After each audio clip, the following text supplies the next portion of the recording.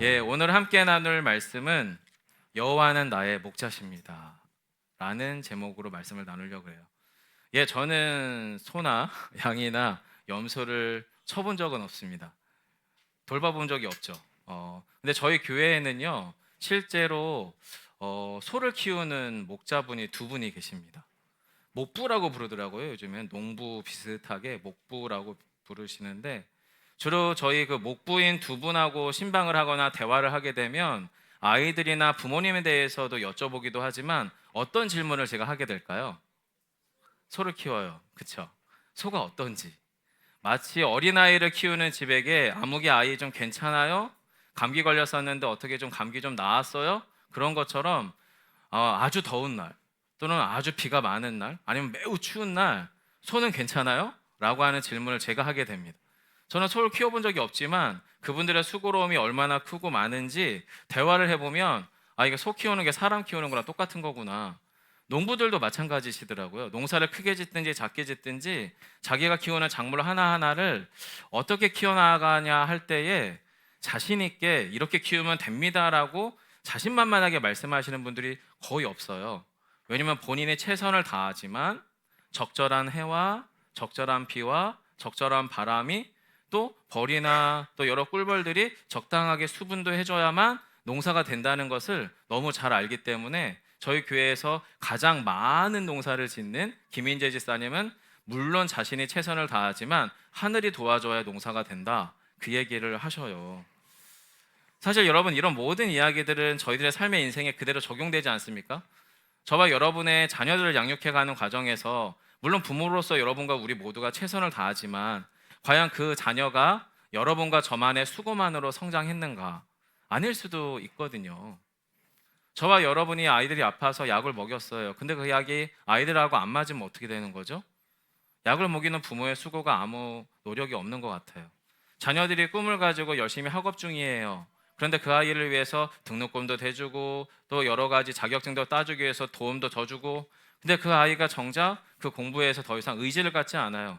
공부 안 할랍니다. 이런 방법이 없는 거잖아요. 사실 저와 여러분이 자녀를 키우든 소를 키우든 무엇을 키우든 우리의 의지만으로 되지 않는다는 것이 너무나 확실한 게 우리 인생의 경험인데, 자, 소를 키우던 수천 년 전에 어느 한 사람이 있었습니다. 그의 이름은 다윗입니다. 그는 양과 염소를 키웠던 것 같아요. 부자가 아니었거든요. 큰 소가 아니라 작은 양과 염소를 키우던 목자였습니다. 그런데 그 목동 출신의 사람이 왕이 됐습니다. 왕이. 자, 근데 그 왕이 뭐라고 고백하냐면, 이 시편 23편이 언제 기록됐는지는 정확하게 알 수 없어요. 그냥 크게 학자들이 추정하는 것은 어쩌면 이 다윗이 한참 전쟁터에서 목숨을 걸고 여러 적들과 싸우다가 살아남았을 즈음에 이 기록을 셌다라고 하는 이야기를 하는 분들도 있고요. 아니면 왕으로서 어느 정도 이제 충분히 흥망성쇠 또는 성공과 실패를 많이 경험하고 나서, 그리고 나서 인생의 노년쯤에 이 글을 기록했다라는 이야기도 있는데, 자, 어찌됐든 시편 23편 1절은 뭐라고 고백하냐면 여호와는 나의 목자시니 내게 부족함이 없습니다 라고 고백을 하거든요. 자, 그러면 이런 질문이 생겼어요. 양과 염소를 치던 목자 출신의 다윗인데 왜 그 다윗이 하나님을 목자라고 비유했을까? 여러분은 어떻게 생각하세요? 목사님 직업이 원래 목자였으니까 아마 하나님을 목자로 비유한 거 아닐까요? 네, 그것도 맞는 말씀인 것 같아요. 여러분, 우리 주변에서 최근에 한번 누군가가 정말 돌아가셨는데 사실 저는 그분을 직접 얼굴을 본 적은 없어요. TV에서는 엄청 많이 보긴 봤는데, 김수미 씨라고 하는 분 계시죠? 일용엄니. 전원일기라고 하는 드라마가 있었어요. 저 어릴 때 있었어요. 근데 저 어린 기억에 거기에 등장하는 등장인물들의 이름은 하나도 기억이 안 나요. 딱 한 분만 기억나요. 일용엄니. 그 걸걸한 목소리 가지고서 투박하게. 근데 그분이 그때 할머니 역할을 할 때 채 30이 안 됐었다라는 얘기를 들은 적이 있어요. 엄청 젊은 분이 국민 할머니로 등극을 해서 모든 분들 입장에서 그 김수미 씨라는 배우만 보면 일용엄니가 생각나고 전원일기가 생각나는 아주 따뜻하고 온정이 있는 이미지로 그분이 삶을 살았었죠. 그러다가 아시는 것처럼 10월 25일 날 예기치 못한 불의의 질병과 사고로 돌아가셨어요. 심정지로 돌아가셨는데 여러분 그 전에 살아계시기 직전, 돌아가시기 직전에 한참 많이 하셨던 게 드라마나 뭐 여러 가지 TV에서의 방송 출연이 아니에요. 간증 집회였어요. 간증 집회. 돌아가시기 직전에 본인이 어떤 인생을 살았고 그 인생 가운데서 어떤 우여곡절들이 있었으며 본인이 시집을 가려고 했었지만 엄청나게 내놓으라고 하는 집안에서 자신이 천의 고아라고 하는 이유만으로 어떤 이유만으로 정말 소위 말해서 소박을 놓을 때에 왜 그가 그 삶에서 본인을 온전히 하나님 앞에 세우면서 갔는지 그 이야기를 하면서 여러 신앙 간증 집회들을 했었어요. 그러시다가 갑자기 돌아가신 거예요. 목사인 제 마음은 같아서는 조금 더 많이 저희 교회 같은 데도 좀 한번 오시고 비싸지 않으면 비싸지 않으면 저희 교회 같은 데도 오시면 여기 사마리에 일용엄니가 뜨면 여러분 여기 어떻게 될까요? 비봉면에 있는 모든 이장님들부터 시작해서 그 사모님들이 이렇게 다 오실 거 아니에요. 얼굴 한번 보시려고. 그렇게 한 번쯤 하고 싶은데 예기치 못한 사고로 세상을 떠나게 됐어요. 근데 여러분 사실은 저희는 김수미 씨를 배우로 기억하고 있지 않고 일용엄니로 기억하고 있거든요. 국민 할머니로 기억하고 있습니다. 그리고 드라마나 여러 영화를 통해서 우리는 국민 엄마, 국민 아빠 이런 호칭들을 받고 있는 여러 배우들이나 연예인들을 알고 있죠. 성도 여러분, 목사들의 목사라고 하는 분들도 있습니다. 그러니까 모든 목사들이 저 목사님처럼 설교하고 저 목사님처럼 목회하고 저 목사님처럼 그렇게 정말 말씀을 전하는 사역자가 됐으면 좋겠다라고 하는 우리 목사들의 목사가 계셔요. 그리고 또 스승들의 스승도 계시기도 하고요. 부모 중에 부모가 있기도 하죠. 즉 여러분, 다윗이 인생을 살아가다 보니까 자신도 꽤나 유능하고 성실한 목자였지만 하나님이야말로 자기 인생을 볼 때에 가장 완전한 목자였었기 때문에 저는 다윗이 이렇게 여호와는 나의 목자입니다 라고 고백한 것 같거든요. 그래서 오늘 본문을 좀 유심히 봤어요. 그랬더니 다윗이 하나님의 목자됨을 이렇게 고백합니다. 1절로 3절을 같이 한번 읽어주시겠어요? 함께 읽겠습니다. 시작. 여호와는 나의 목자시니 내게 부족함이 없으리로다. 그가 나를 푸른 풀밭에 누이시며 쉴만한 물가로 인도하시는도다. 내 영혼을 소생시키시고 자기 이름을 위하여 의의 길로 인도하시는도다. 세 가지를 이야기하네요. 첫 번째는 하나님이 나의 목자가 되신다는 이유만으로 저는 더 이상 부족함이 없어요. 결핍이 없어요. 여러분 이런 고백을 혹시 경험하신 적이 있습니까? 결핍과 부족은 채워져야 해결되는 거 아닐까요? 통장이 텅장되면은 돈이 채워져야지 그게 꽉 찬 느낌일 거 아닐까요? 비어있는 식탁에 맛있는 음식이 있고 그 음식이 내 배에 들어가줘야 우리는 배부르고 포만감과 행복감을 느끼는 거 아닐까요? 자, 그런데 지금 다윗은 뭐라고 얘기하냐면 여호와께서 나의 목자십니다라는 그 이유만으로 저에게는 부족함이 없습니다. 여러분 인생 경험 중에 이런 경험을 할 정도의 사랑과 은혜는 어떤 느낌일까요? 대충 알 것 같아요. 저희 부모님의 삶을 보고 그 부모님의 삶을 통해서 사랑받아온 저의 자녀됨을 경험할 때에 저희 부모님이 더 유능하고 더 부유하고 더 실력 있고 더 많은 것들을 제공해 줄 수 있기 때문에 제가 부모님에게 더 많은 사랑을 받았다? 그렇게 생각되지 않더라고요. 그냥 부모님은 부모로서 저에게 당신들이 주실 최선의 사랑을 한 거예요. 다만 완전하지 않았을 뿐이에요. 제가 만났던 모든 스승들은 당신들이 주실 수 있는 최선의 지식과 최선의 지혜들을 저에게 가르쳐 주셨어요. 다만 완전하지 못했을 뿐이에요. 우리의 부모님들은 최선의 사랑, 최선의 수고로 자녀들을 돌보지만 다만 완전하지 못했을 뿐이에요. 하나님께서 나의 목자가 되신다는 이유만으로 내게 부족함이 없을 수 있는 이유는 하나님은 그런 우리의 부모님과 그런 스승과 또 그런 분들과 다른 존재셨기 때문인 것 같아요. 즉 하나님은 하나님 자체로 완전히 다윗에겐 충분했던 것 같아요. 그래서 부족했죠. 전쟁터에선 더 많은 무기가 필요했고 더 많은 군인이 필요했겠죠. 좋은 왕이 되려면 더 많은 유능한 신하들이 필요했고 더 많은 재정들이 필요했겠죠. 항상 부유했을까요? 항상 성공적이었을까요? 항상 유능한 다윗이었을까요? 그렇지 않았을 것 같아요. 하지만 그런 다윗 안에 밑바닥에 뿌리 깊은 곳에는 하나는 분명했어요.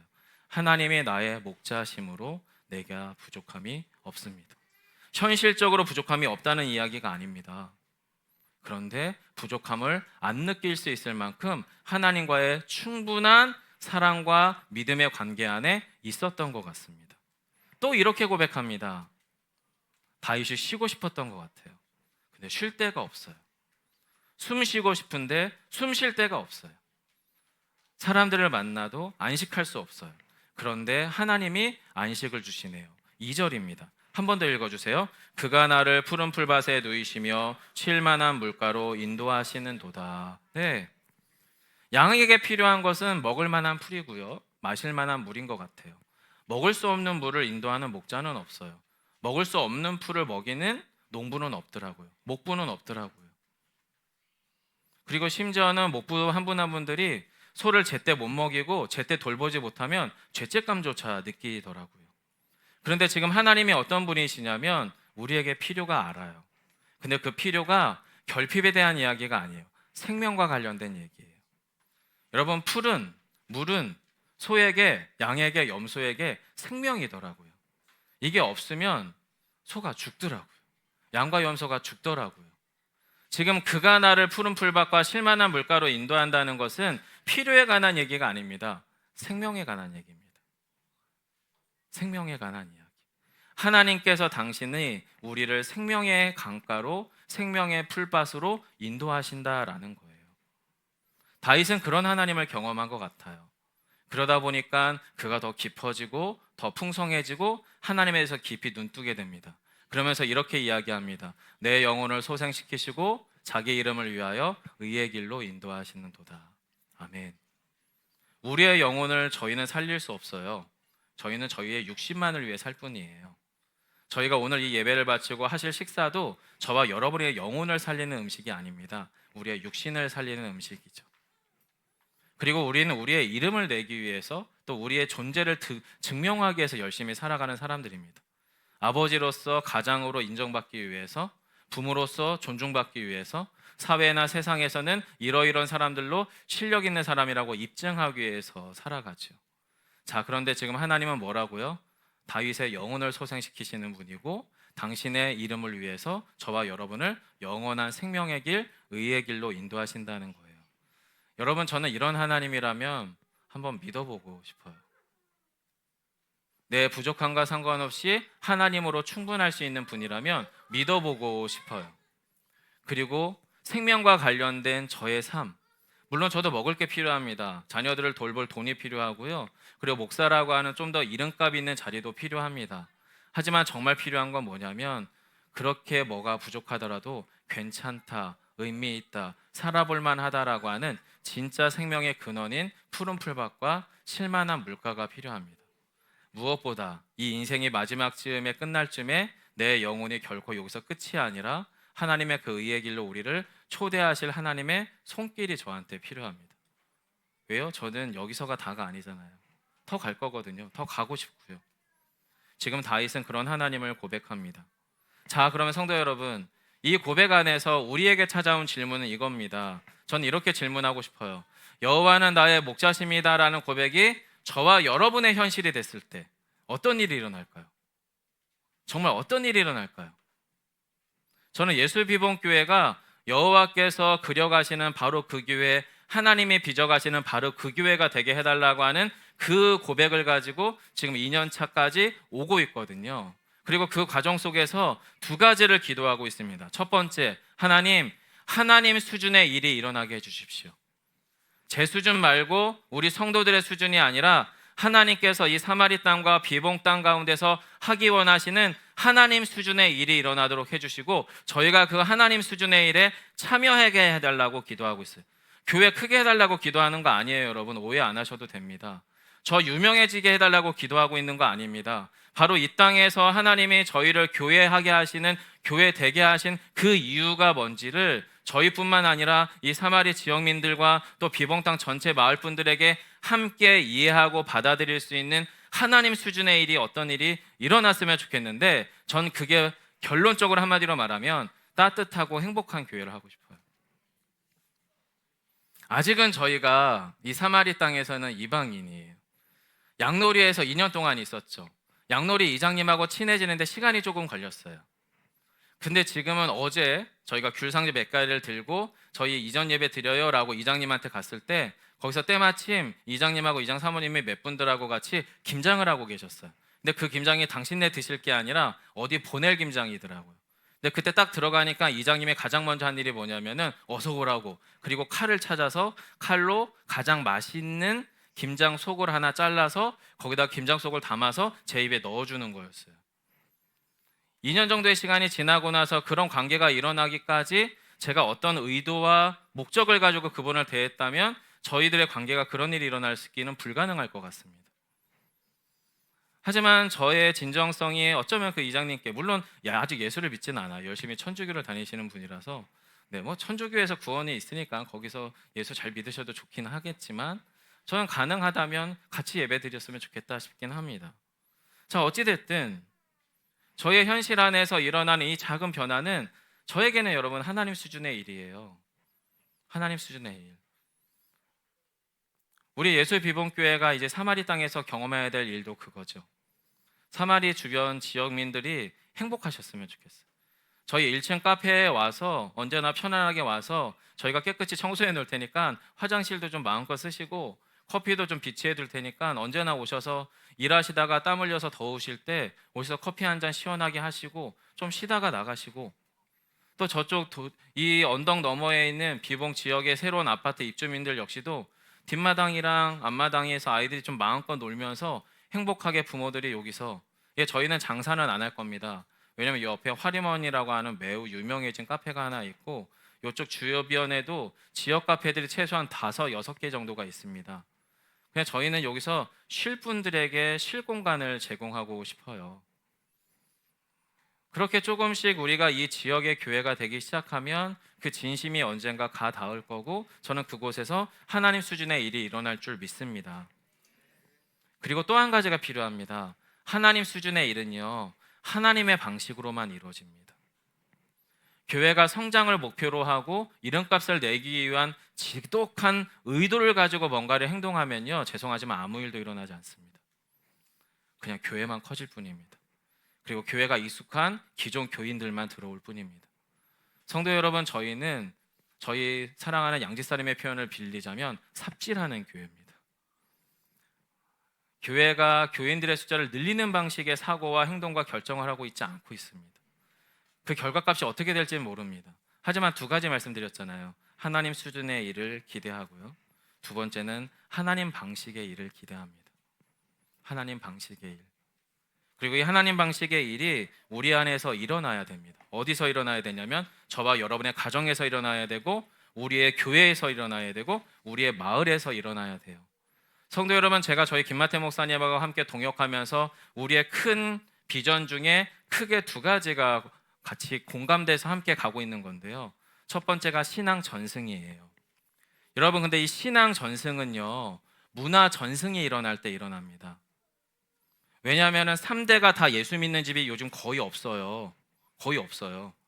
할아버지가 예수 잘 믿는다면 보통 아버지 아들은 떠나요. 왜냐하면 할아버지들이 되게 보수적이고 되게 엄격하고 딱딱한 신앙인들이셨거든요. 그럼 아버지나 아들이 떠나요. 아들이 떠나면 거기 있는 손주는 어떻게 될까요? 예수의 예자도 몰라요. 그러니까 한 핏줄 안에서 3대가 같이 신앙생활하는 거 현실적으로 불가능한 대한민국이에요. 그럼 여러분, 신앙 전승이 일어나려면 어떻게 해야 되냐면 예수 잘 믿는 할아버지와 남의 집이, 그리고 예수 잘 믿는 또 다른 집의 아버지와, 그리고 예수 잘 믿는 어느 집의 꼬마 아이가 같이 어우러지는 신앙 공동체가 필요해요. 그러니까 온전한 신앙 전승이 일어나려면 온전한 문화 전승이 일어나야 되는데 그 일들이 어디서 가능하냐면 아이들이 환대받는 공간에서 그 아이들이 자신의 신앙의 아름다운 대물림들을 해줄 수 있는 공간을 확보한 채 그 아이들을 할아버지들이 또 아버지들이 부모 세대와 그 부모의 부모 세대가 함께 키울 수 있는 마당이 필요합니다.